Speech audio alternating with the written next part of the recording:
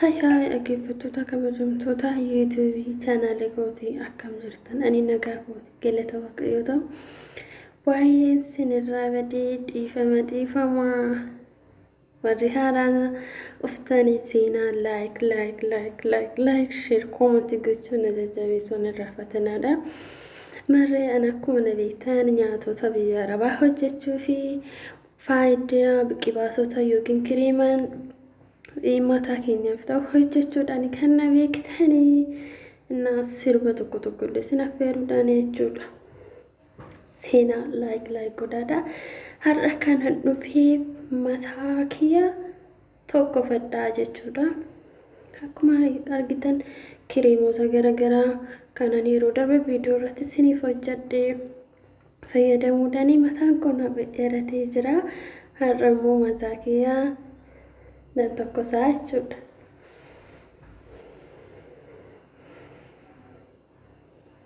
Of eeggannoodhaan suuta jettanii duraan dursitanii maashiniin inni kun mataa sirriitti tokko isaa bifa filaa qaba. Maamraati irra godhee jira.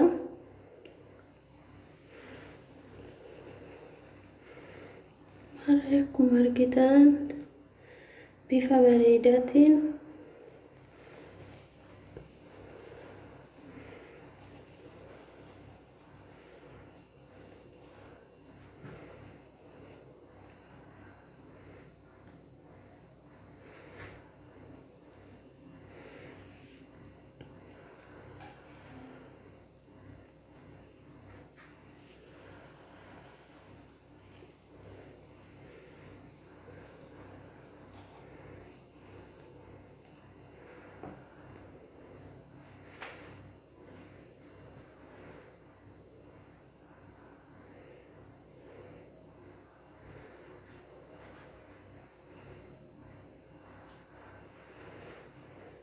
bifa kana fakkaatuuniin ishee asirraa kan ammoo suuta jettanii nafa keessan akka of hin gubnetti of eeggannoodhaaniin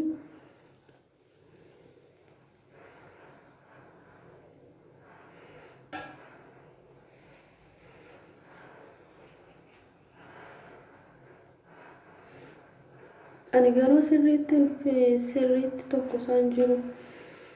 Na sodaadhe.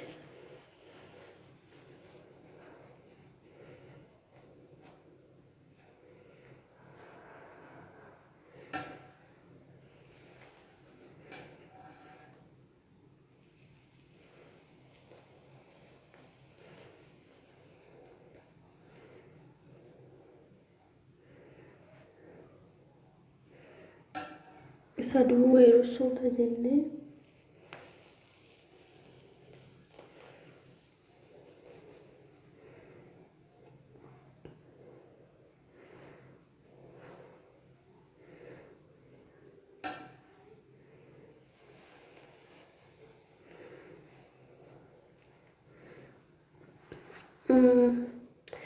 gatiin maashinii kana jechuudha $10 15 20 30 hamma 40 50 ga'uullee argachuu ni dandeessan. Inni 50 ammoo guddaa ta'uu danda'a. Dura riqqaasha ture. Gatiin isaa dura $35 ture. Amma gini baay'ee waddadee jira nuuroon. Mana namaa osoo deemtee mana mataa akkas osoo deemtee tokkofattee mataa kee tokkofachuudhaaf birrii guddaa birrii hamma kanan jedhamne si gaafata. Amma qaanuma qanii dasaatiin barbaade ofii kiyyaa tokkofachuu nan danda'a jechuudha. Garuu like na godhaa na jajjabeessa.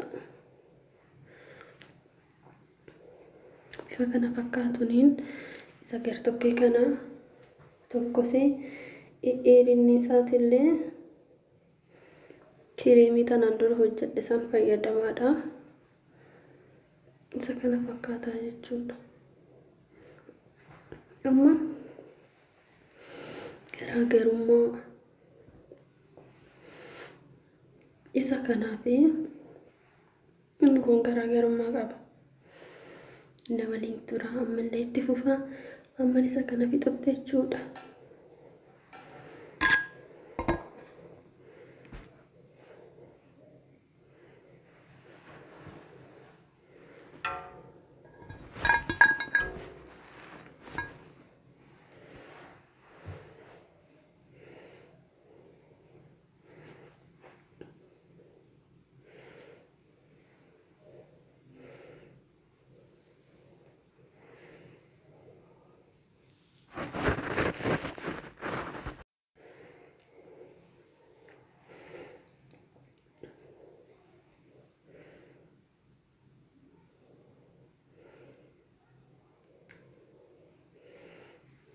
Bittinneessinee qooduu qabna.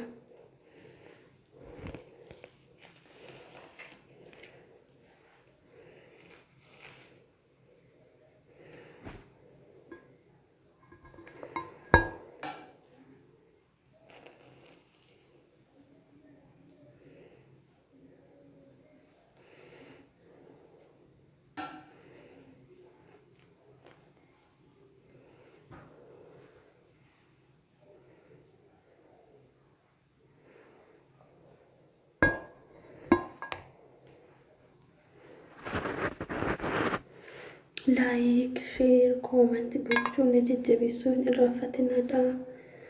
Waan gaaffii isinitti ta'e illee hoo jiraatu na gaafadha.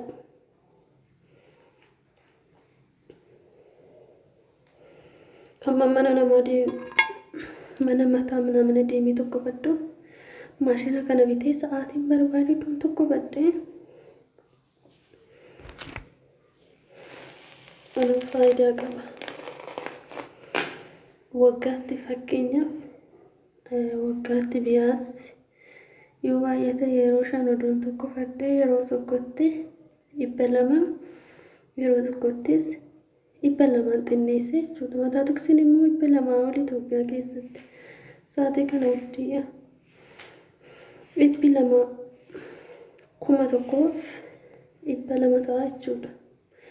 1,200 hangam baasee intini mataa kee deemee tokko fadhu mana kee keessatti sa'aatii yeroo qabutti maashinii kana nasaa tokko fachuun hin danda'u makiyyaa jechuudha. Inna gatiin isaa immoo $10 gaba gurraachaniin yookiin baankiidhaan manazzariitii ilaalee $5 manazzariitii ilaalee bu'aa isaatii fi kisaaraa isaa jechuudha. Amma maashiniin kun Itoophiyaa keessatti osoo hin binneedhame tokko normaaliin argattu. Inni lammaffaan immoo dafee jalatti flashuu danda'a. Inni sadaffaan immoo kisaaraa keessa galtaa jechuudha.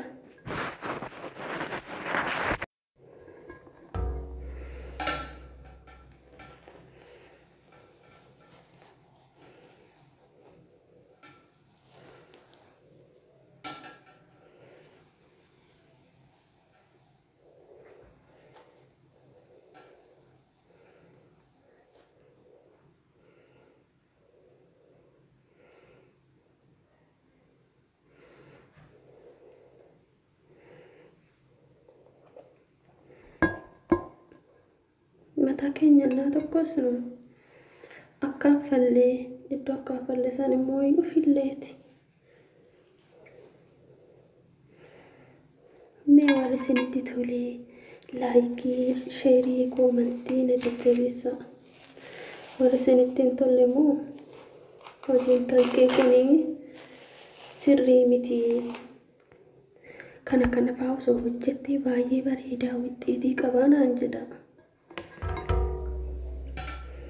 Namni waaqayyoon bareedina namaaf haa kennu immoo ollaarraa baratanii jedha.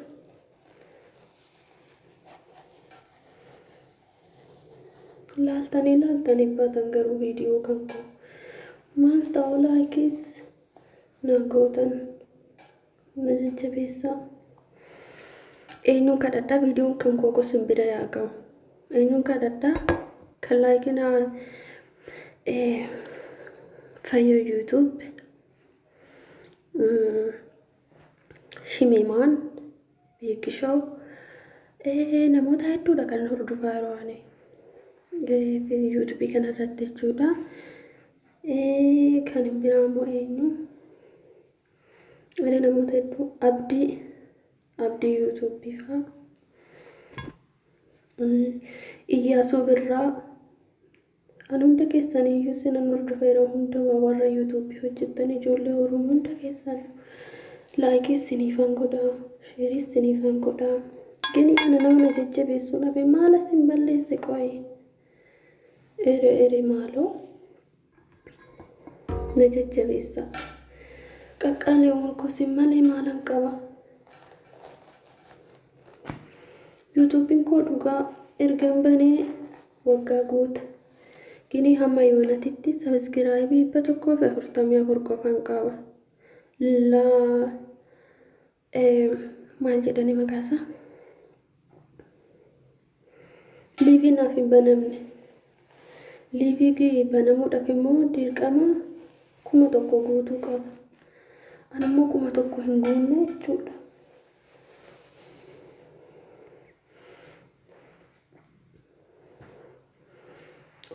Kanatu naafi amma xumurutti na faana turaa isiniin jedha. Bifa kana fakkaatu inni hojjetadde xumuree jira. Garuu iyyuu faaragitti hin tokkosne. Xiqqoo mana kana kaa godhuu barbaade.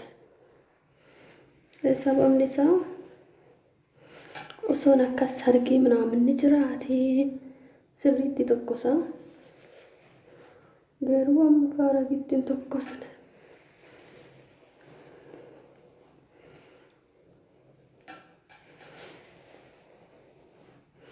Maqaan maashinichaa straightening hair jedhamu afaan Ingiliffaatiin. Afaan Oromootiin immoo maashina mataa qumatiisaa akkuma qumatiisaa yookiin akkuma dheerina isaa sanitti osoo maal jedhama osoo walitti shamarshamamin jechuudha. Kan teechisuudha. Iskiimeen ilaalaga garaagarummaa mataa kiyya duraanitiif kan amma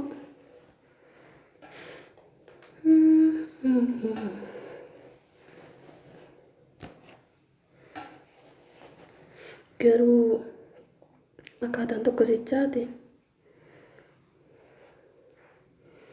Xixinneessanii gaddafuuwwan gini ani xixinneesse si laffixeef amma hunda ishee walitti qabee filaa jira.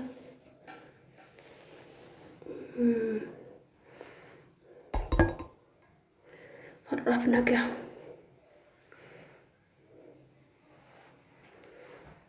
Bifa kana fakkaatuuni.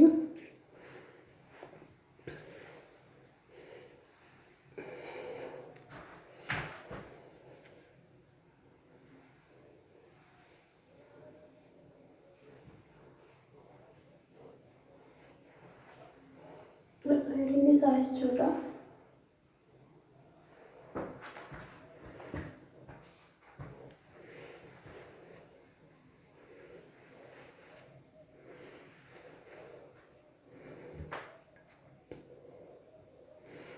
Garuu sirriitti hin tokkosne faaragitti hin tokkosne guyyaa biraa immoo sirriitti kana caalaa tokkosa. Faaragitti sin tokkosuun barbaanne biyyaarra. Sababni isaa sinumatti agarsiisuuf waan ta'eef akkaataatti tokkosan jechuun inni biraaf maashinichi kun immoo faayidaa akka qabu jechuudha.